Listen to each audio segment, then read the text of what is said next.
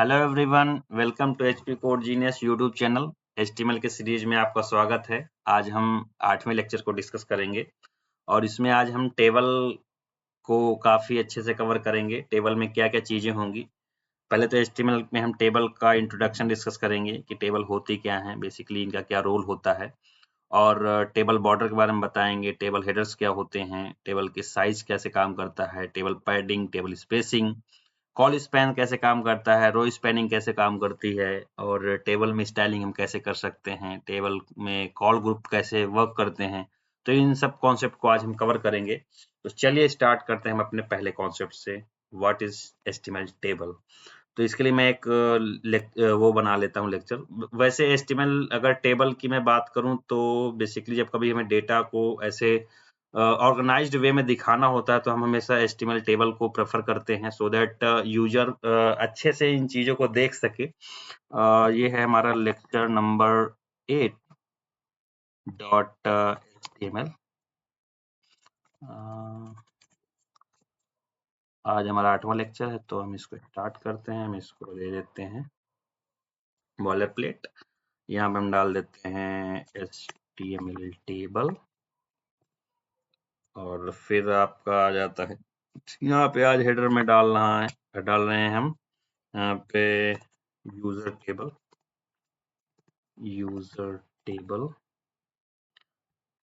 Styling हम यहाँ कर देते हैं क्लास नहीं डाल रहा, क्लास की जगह इनलाइन स्टाइलिंग कर देते हैं। स्टाइल क्लास यहाँ आप दे देते हैं हेडिंग स्टाइल, हेडिंग डाल दिए। यहाँ पे हम अब कंट्रोल जेड हेडिंग को स्टाइल कर लेते हैं।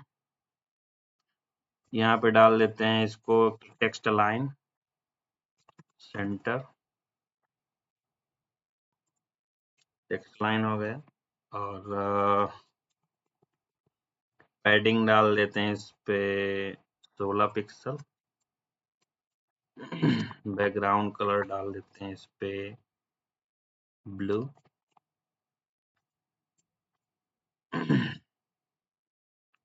और कलर डाल देते हैं इस पे वाइट और इसको रन करके देख लेते हैं एक बारी। ठीक है, ये हमें यूजर टेबल के लिए बन चुका है।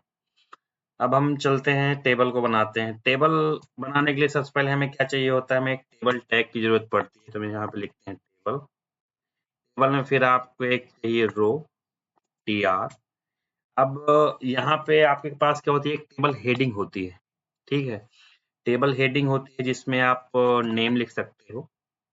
सपोज मैं नेम लूंगा, TH में फिर डालूंगा ईमेल, फिर एक और हेडिंग लेंगे फोन, सॉरी HTML ही लग गया, TH यहाँ यहाँ पे डालेंगे हम फोन डालेंगे। फिर एक TR आ गया। फिर हम यहाँ पे डालते हैं, फिर एक और रो बनाते हैं। इस पे हम क्योंकि TH आपकी हो जाती है टेबल हेडिंग, TR आपकी टेबल रो है और फिर हम यहाँ पे टेबल डेटा डालेंगे। टेबल डेटा में सपोज नेम में मैंने डाल दिया रोहन कुमार। फिर GD में एक और डालते हैं डेटा rohan@gmail.com। फिर एक और TD डाल देते हैं, नंबर डाल दिया हमने यहाँ पे। तो ये हमारा एक्स्ट्रा TD लग गया क्या, एक्स्ट्रा TD लग गया शायद, कंट्रोल जेड।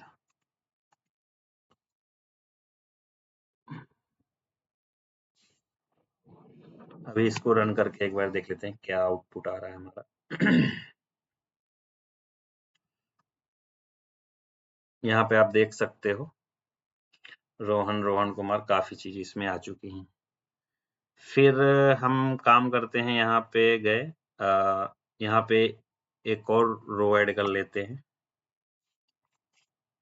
एक और रो ऐड कर लेते हैं, और रो ऐड कर लेते हैं। यहाँ पे डाल देता हूँ अमन, अमन, सॉरी, यहाँ पे नंबर कुछ ऐड कर 76 कर दो, 76 यहाँ डाल देते हैं। सपोज ज्योति, ज्योति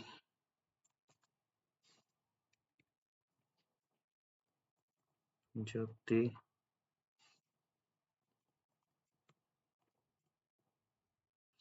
यहाँ सपोज डाल देते हैं कपिल शर्मा, कपिल@gmail.com। यहाँ डाल देते हैं कोई ऐसा रैंडम सा नंबर, कोई फिक्स नहीं है यहाँ पे। अब एक बार देखते हैं क्या आ रहा है इसमें। ठीक है, ये हमारे पास टेबल आ चुकी है। अभी हम इसमें कुछ प्रॉपर्टीज दे सकते हैं टेबल में TDTH के अंदर। एक तो अभी हमने यहाँ पे क्या क्या कवर किया, टेबल ये हो चुका है। यहाँ पे कुछ हम मार्क करते रहते सो दैट क्या क्या कवर हो गया। अब टेबल बॉर्डर क्या होता है, टेबल हेडर्स के बारे में मैंने बता दी। जो हमारा TH होता है वो टेबल हेडर्स होते हैं। और as far as table border is concern, table border मैं भी लगा के आपको दिखा देता हूँ। ठीक है, तो यहाँ पे जाते हैं हम। Let's start with table border. यहाँ स्टार्ट करते हैं TD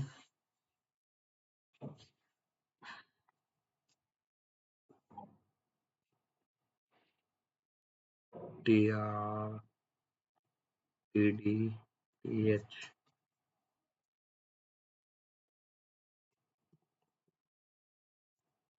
border 1 pixel solid red.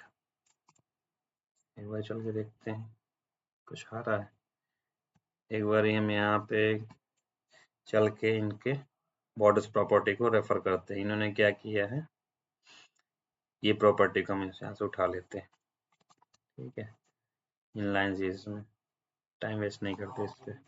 यहाँ पे आप देख सकते हो कि इन्होंने क्या किया है कि आपकी जो क्लास है, पहले इन्होंने टेबल टैग को उठाया, फिर TH और TD इनमें ही लगाया है। चल के हम देखते हैं हमारा कहाँ तक पहुंचा। आप इस पे देख सकते हो कि हमारा रो बन चुका है यहाँ पे। फिर आप ये बॉर्डर हो गया, तो बॉर्डर वाले को यहाँ मार्क कर देते हैं, टेबल बॉर्डर इज कवर्ड। फिर हम टेबल साइज पे जाते हैं, how size is defined there. Table size की जहां बात आती है, हम यहाँ पे विड्थ की बात कर रहे होते हैं। तो सपोज यहाँ पे हम रो डिफाइन करो। सपोज मैं यहाँ पे डाल दूं स्टाइल,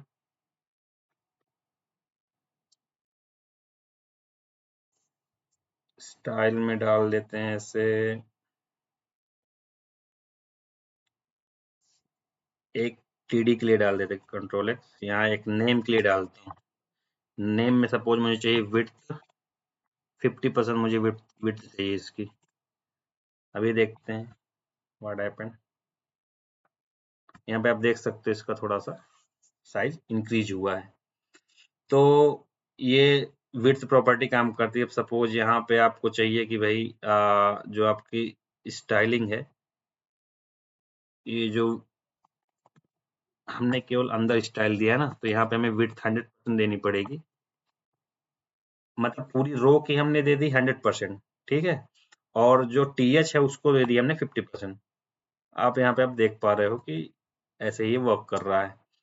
अब सपोज मैं नीचे वाले को जो एक और है, ये ईमेल को दे देता हूँ, इसको फोन नंबर को सपोज दे दिया मैंने, इसको भी दे देता 30% दे देता हूँ। आप देख सकते हो इसमें भी थोड़ा इंक्रीज हुआ है। मतलब ऐसे आप साइज को डिफाइन कर सकते हो। बेसिकली इसमें और कुछ नहीं है।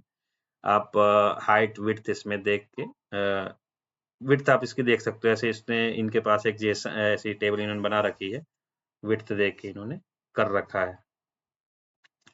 फिर हमारे पास आते हैं टेबल हेडर्स, वो हमने डिस्कस कर लिया है। फिर हमारे टॉपिक्स आते हैं, देखते हैं कवर करते हैं। टेबल साइज हो गया, और हाँ, टेबल पैडिंग और स्पेसिंग कैसे वर्क करती है वो अभी हम डिस्कस कर रहे हैं। तो सपोज पैडिंग का जो कॉन्सेप्ट मैंने बॉक्स साइजिंग में मैंने डिस्कस किया था, बॉक्स साइजिंग में जैसे पैडिंग वर्क करती है वैसे ही पैडिंग इस पे भी काम करेगी। अब सपोज आई वांट कि आपका जो सेल है, ऐसे ही करते हैं यहाँ पे TH, TD,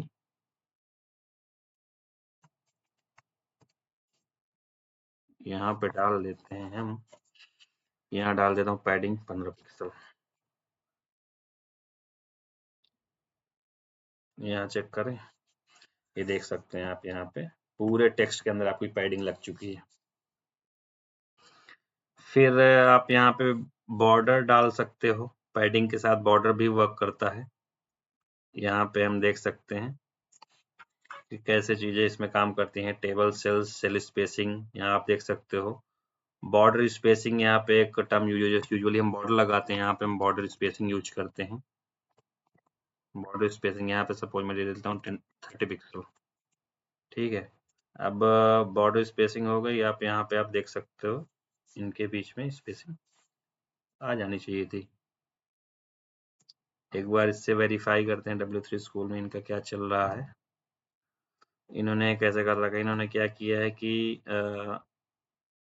विड्थ डाली है इन्होंने और टेबल के लिए डाला है। हमने टैग डिफरेंट यूज कर लिया यहाँ पे हमें टेबल के लिए डालना चाहिए था। अभी एक बार सेव करके देख लेते हैं। यहाँ आप देख सकते हो आपको 30 पिक्सल का स्पेसिंग दिख रहा है। तो ये आपकी कुछ चीजें हैं इस पे। फिर